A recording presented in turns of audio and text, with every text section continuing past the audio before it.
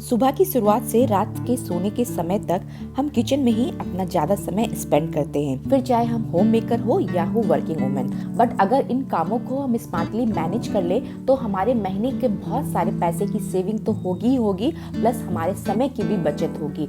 पैसा और समय ये दो एक ऐसी चीजें है जिसे बचाना हर किसी को पसंद है। तो मैं प्रिया आज की इस वीडियो में आपको बताने वाली हूँ कि कैसे आप स्मार्टली अपने घर के कामों को निपटा सकते हैं, प्लस उसी के साथ आप कैसे पैसे की भी बचत कर सकते हैं। तो बिना देरी करते हुए आज का ये बहुत ही मजेदार वीडियो हम स्टार्ट करते हैं। Let's start. मैं जब भी ग्रोसरी की शॉपिंग करती हूँ तो जो भी क्लीनिंग प्रोडक्ट्स मैं खरीदती हूँ, जैसे इस तरह का बाथरूम क्लीनर हो गया, डिश वॉश हो गया और इस तरह के हैंड वॉश, उन सारे को मैं बड़े पैकेट को खरीदना पसंद करती हूँ।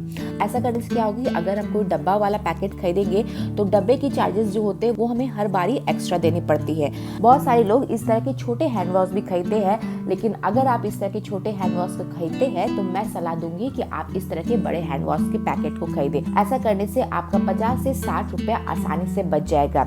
ये जो आप बाथरूम क्लीनर देख रहे हैं, ये देखिए एक पैकेट यानी 1 लीटर का पैकेट इसका 189 रुपीज की है और मैंने 2 पैक का यहाँ पर कॉम्बो खरीदा था, तो इसकी प्राइस मैं आपको दिखाती हूँ। ये देखिए 321 रुपीज पड़ी। तो यहाँ भी मेरे 70 से 80 रुपए आसानी से बच गए। और मैं ये सारी चीजें बल्क में यानी ज्यादा मात्रा में इसलिए खरीदती हूँ क्योंकि ये जो क्लीनिंग प्रोडक्ट्स है ये हमारे घर में डेली ही यूज आते हैं। तो जो भी क्लीनिंग प्रोडक्ट्स है उसका बड़ा पैकेट और सैशे वाला पैकेट ही आप खरीदना प्रेफर कीजिए। नेक्स्ट मैंने जो ये डिश वॉशर खरीदा था, क्या करूंगी कि घर में जो इसका डब्बा रहता है, पुराना डब्बा, बस इसमें उसे डाल दूंगी। आधा मैं डालूंगी, आधा पानी डालूंगी, तो यहाँ भी थोड़ी सी बचत हो जाती है। और ऐसा करने से क्या होगा कि एक लिक्विड फॉर्म में ये आ जाता है, जिससे बर्तन वगैरह धोने में मुझे काफी ज्यादा आसानी होती है। तो आप इमेजिन कर सकते हैं कि क्लीनिंग प्रोडक्ट्स में मेरे आसानी से 200 से 300 रुपए बच जाते हैं। मैं जब भी रोटी या फुल्का घर पे बनाती थी तो रोटी को रखने के लिए जिस भी कैस्ट्रोल का यूज करती थी उसके नीचे मैं टिश्यू पेपर को रखती थी ताकि रोटी में किसी भी तरह का मॉइस्चर नहीं आए। तो अगर आप भी मेरी तरह इस तरह की गलती करते हैं तो वक्त आ गया है अपनी इस गलती को सुधारने का। आप इन टिश्यू पेपर को अपने किचन टॉवल में चेंज कीजिए। ये किचन टॉवल को आप रोज ही धो के रोज ही यूज कर सकते हैं। तो इस तरह से आप अनुमान लगा सकते हैं कि एक टिश्यू पेपर को मैंने एक दिन बचाया तो महीने में मैंने कितने टिश्यू पेपर के पैसे को बचा लिया। साथ ही साथ ये टिश्यू पेपर पेड़ों को काट के बनते हैं, तो पैसों की बचत करने के साथ साथ यहाँ पर मैंने इन्वायरमेंट की भी हेल्प की है। तो नेक्स्ट बारी जब भी आपको रोटी को रखना हो तो आप किचन टॉवल का यूज करें। ये रीयूजेबल होते हैं और हमारे हेल्प करते हैं। अभी कस्टर्ड एप्पल यानी इस तरह के शरीफे का सीजन है, बट जब भी आप शरीफे खरीदे तो मैं आपको 1-2 टिप्स देना चाहूंगी कि इस तरह के बड़े आंख वाले को आप शरीफे को खरीदे। इसमें पल्प आपको काफी ज्यादा मिलेगा और इसके बीज छोटे छोटे रहते हैं। नेक्स्ट जब आप कस्टर्ड एप्पल को खरीदे तो सारे पके हुए ना खरीदे, कुछ कस्टर्ड एप्पल को खरीदे और आप इसे घर पे नेचुरल वे में आसानी से पका सकते हैं। यदि आप सारे पके हुए शरीफे घर पे ले आएंगे तो इनकी बर्बादी काफी ज्यादा होती है। तो कुछ पके हुए लाए और कुछ कच्चे को लाए, और जो आप कच्चे लाते हैं उन्हें आप अपने चावल के डब्बे में रख दे इस तरह से, और ये नेचुरल वे में आपका पक जाएगा। और कभी कभी कच्चे शरीफे भी हमें सस्ते मिलते हैं। ठंड के सीजन में जब आप अपने वार्डरोब वगैरह को ऑर्गेनाइज कर रहे होंगे तभी आपको बहुत सारे ऐसे सॉक्स मिले होंगे जिसके रबड़ वगैरह चली जाती है या जो हल्के फुल्के फट जाते हैं या जिसका एक जोड़ा गायब हो जाता है और दूसरा जोड़ा मिलता नहीं। तो मुझे भी अपने वार्डरोब में इस तरह के सॉक्स मिले हैं और मैं इसे फेंकने के बजाय इससे बहुत सारी चीजों को ऑर्गेनाइज करूंगी। तो अभी वेडिंग सीजन भी है और हमारी जो जूती वगैरह होती है, तो जो सुंदर सुंदर जूतियाँ या जब भी हम कहीं वैकेशन पे जाते हैं तो इस तरह के शूज का यूज करते हैं। यहाँ पर आप आरव के भी शूज देख रहे होंगे, तो ये वो सारे शूज एंड जूती है जो मैं रेयरली या ओकेजनली पहनती हूँ। तो ये अच्छे दिनों तक चले और इसकी साइन बरकरार है, इसलिए मैं क्या करती हूँ कि इसके अंदर इस तरह का पेपर के रोल को इस तरह से लपेट के मैं नीचे रख देती हूँ ताकि इसकी जो शेप है वो बिगड़े नहीं। और उसके बाद जो पुराने सॉक्स वगैरह होते हैं उनके अंदर मैं इन सारे जूतीज को एंड शूज को रख देती हूँ। ये देखिए, ना तो अब जूती की शेप बिगड़ेगी ना ही उनका साइन जाएगा। और नेक्स्ट बार जब भी मैं इन सारे शूज एंड जूती को निकालूंगी पहनने के लिए तो वो एज इट इज उनकी साइन बरकरार रहेगी। तो सेम उसी प्रोसेस से मैं आरव की शूज को भी रख रही हूँ। होता है ना कि बच्चों के हम बहुत सारे शूज को खरीद लेते हैं और बच्चों के चप्पल बहुत ही जल्दी ही खराब हो जाते हैं। तो वेडिंग सीजन या किसी स्पेशल ओकेजन में जाने के लिए मैं उसके एक शूज को अलग रखती हूँ और उसे मैं इस तरह से ऑर्गेनाइज करके रखती हूँ।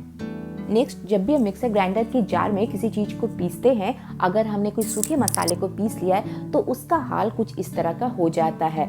इसकी साइन कंप्लीटली बर्बाद हो जाती है और ये देखने में भी काफ़ी ज़्यादा गंदा लगता है। तो इसे क्लीन करने का सबसे बेस्ट तरीका ये है कि आप इसमें डाल दें थोड़ा सा कोलगेट या जो भी आप टूथपेस्ट यूज़ करते हैं उन्हें आप इसमें डाल दें। नेक्स्ट, मैं अब इसमें डाल रही हूँ नींबू के छिलके। ये वो नींबू के छिलके जिन्हें हम डस्टबिन में फेंक देते हैं, लेकिन नींबू के छिलके को भी आप अपने किचन में बहुत तरीकों से यूज़ कर सकते हैं। यहाँ पर इसे एज ए स्क्रबर मैं यूज़ करूँगी। और अब मैं इसमें डाल रही हूँ नमक। नमक डालने से क्या होगा कि मिक्सर ग्राइंडर तो क्लीन होगा ही होगा, प्लस इसके जो धार होती है, इसके जो ब्लेड की शार्पनेस होती है वो भी वापस आ जाएगी। इसके ब्लेड के भी कुछ इस तरह की हालत हो जाती है जो आज पूरी अच्छी तरह से क्लीन होने वाली है। तो अब इसमें डालेंगे थोड़ा सा पानी और पानी डाल के इसके ढक्कन लगा देंगे और ढक्कन लगा के मैं इसे ग्राइंड कर लूँगी। तो ये देखिए, इसे मैंने अच्छी तरह से ग्राइंड कर लिया है। अब यहाँ पर मैंने एक ब्रश लिया है और इसके जो अपर पोर्शन वाली जो जगह होती है उन सारे जगहों को भी मैं यहाँ पर क्लीन कर रही हूँ और अंदर की तरफ भी मैं एक बार ब्रश लगा दूंगी। अब इसे हम नॉर्मल पानी से क्लीन कर लेंगे। और ये देखिए, बिल्कुल चमकता हुआ मिक्सर ग्राइंडर का जार है ये। तो इसे क्लीन करने के लिए आपको ना तो मेहनत करनी पड़ी, ना ही आपका एक भी रुपया बर्बाद हुआ। ये देखिए, इसके इस वाले ब्लेड के पोर्शन भी कितना ज्यादा गंदा था और ये अब पूरी अच्छी तरह से क्लीन हो गया है। हम अपने किचन और अपने घर को डेकोरेट करने के लिए इस तरह के फ्लावर पॉट का यूज़ करते हैं जो आजकल ऑनलाइन बहुत ही ज़्यादा आपको दिखता होगा। लेकिन मैं इन पॉट की लाइफ को ज़्यादा रखने के लिए क्या करती हूँ कि इस तरह का एक फूड कंटेनर में जो भी प्लांट्स को मुझे इसमें लगाना रहता है वो मैं इसमें लगाती हूँ।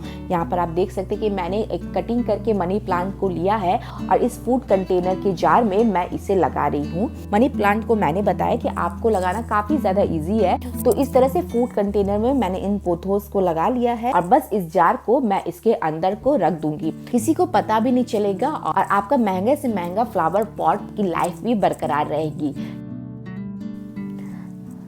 तो घर को हम अच्छी तरह से तभी मैनेज कर सकते हैं जब हम अपने आप की भी सेल्फ केयर करें। जब हम खुद खूबसूरत दिखेंगे तभी हम अपने घर को भी मेंटेन कर सकते हैं। तो मेरे साथ क्या प्रॉब्लम आती है कि मैं कोई पार्लर वगैरह तो जाती नहीं हूँ, ना ही मेरे पास पैसे है, ना ही मेरे पास समय है, लेकिन मैं ऐसे टिप्स को जरूरी फॉलो करती हूँ जो मुझे कम समय में बेस्ट रिजल्ट दे। तो आज मैं अपने फेस के लिए इंस्टेंट ग्लो लाने के लिए बहुत ही अच्छा एक फेस पैक बना रही हूँ। क्या करूँगी कि एक बोल में यहाँ पर मैंने लिया 1 चम्मच बेसन डालने के बाद यहाँ पर मैंने लिया 1 चम्मच आटा। उसके बाद मैं यहाँ डाल रही हूँ आधा चम्मच कॉफ़ी पाउडर और उसके बाद हम डालेंगे यहाँ पर दही आप देख सकते हैं पूरी तरह से गाढ़ी दही मैंने यूज़ किया है। और उसके बाद यहाँ पर गुलाब जल डालेंगे और गुलाब जल डालने के बाद मैं यहाँ पर डाल रही हूँ 2 विटामिन ई की कैप्सूल। आपको विटामिन ई की कैप्सूल इवियन के नाम से किसी भी मेडिकल शॉप में आसानी से मिल जाएगा। और अब मैं इन सारी चीज़ों को अच्छी तरह से मिक्स कर दूंगी। उसके बाद यहाँ पर मैं डाल रही हूँ एलोवेरा जेल। आप चाहे तो फ्रेश एलोवेरा पल्प का यूज़ कर सकते हैं, नहीं तो आप मार्केट वाला एलोवेरा जेल भी यूज़ कर सकते हैं। तो बस अब इन सारी चीज़ों को हम मिक्स कर लेंगे। अगर आपको मिक्स करने में थोड़ी सी प्रॉब्लम आ रही है तो यहाँ पर आप कच्चा दूध नहीं तो गुलाब जल का यूज़ कर सकते हैं। तो आप देख सकते हैं कि इसका टेक्सचर कितना खूबसूरत आया है और ये फेस पैक आपकी स्किन में बहुत ही इंस्टेंट ग्लो लाता है। तो बस मैं अपने फेस में इसे अप्लाई कर रही हूँ और यहाँ पर मैंने किसी भी तरह का ब्रश का यूज़ नहीं किया है। क्यों नहीं किया है कि मैं इसे लगाते हुए अपने फेस को हल्का हल्का मसाज भी करूंगी ताकि जो पोर्स है वो अच्छी तरह से खुल जाए और मेरा स्किन ग्लो करने लगे। तो इसे लगाने के बाद 5 मिनट हम अच्छी तरह से इसे छोड़ देंगे और उसके बाद एक भीगे टॉवल से मैं इसे क्लीन कर रही हूँ। आपको दिख रहा होगा कि कितना इंस्टेंट ग्लो मेरे फेस पे आ गया है। जब भी पार्टी वगैरह में जाना रहता है या जब भी किसी फंक्शन में मुझे जाना रहता है तब मैं इस फेस पैक को अप्लाई करती हूँ और अपना चेहरा को दमकता बना लेती हूँ। तो अगर आपको मेरी ये सारे आइडियाज़ पसंद आए तो जाते जाते इस वीडियो को लाइक करना ना भूलें। अपनी फैमिली एंड फ्रेंड्स के साथ इस वीडियो को ज़रूर शेयर करें। चलिए, मैं प्रिया आप लोग से फिर से मिलूंगी न्यू वीडियोज़ के साथ, यूजफुल वीडियोज़ के साथ। तब तक के लिए बाय बाय।